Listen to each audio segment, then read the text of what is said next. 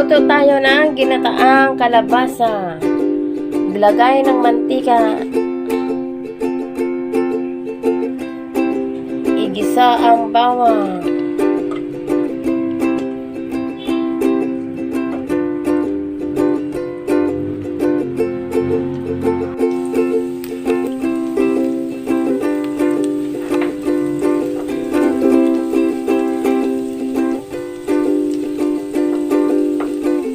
Ang luya.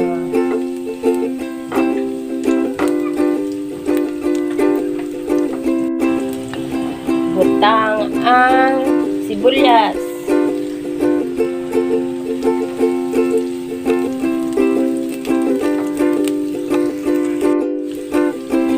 Halo-haluin.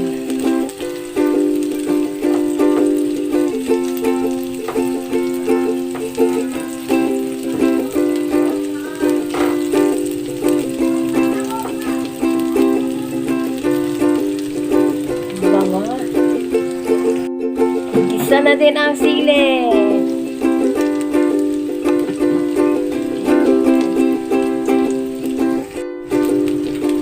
Isa ang kalabasa.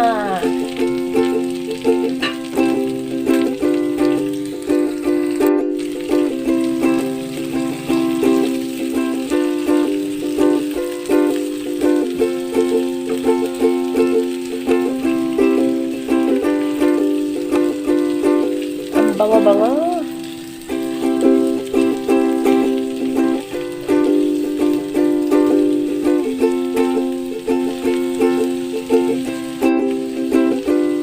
Takpan saglit.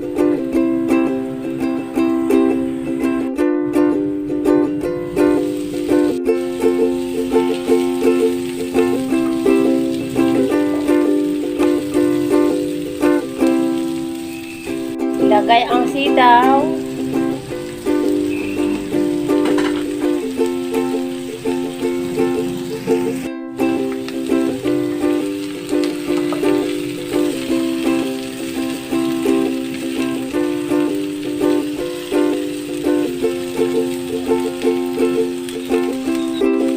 Lagyan ng magic sarap.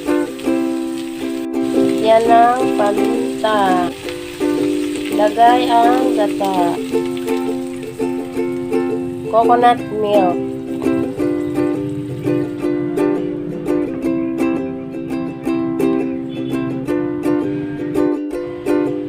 Takpan para lumambot ang gulay. Okay, check natin ang gulay.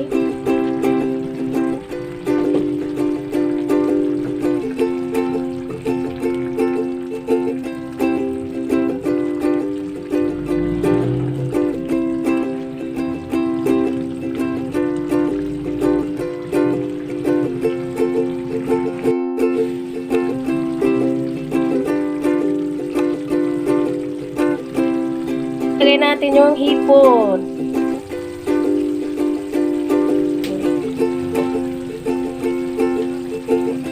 Yan, hipon.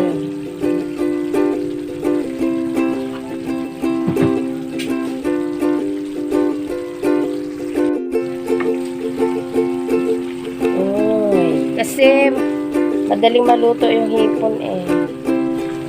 Kaya hinuli natin yung hipon.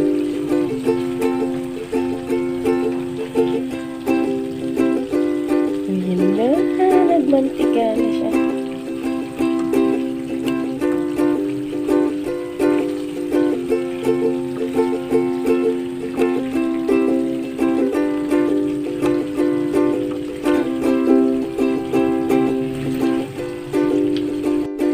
Lalagay lang ang konting patis.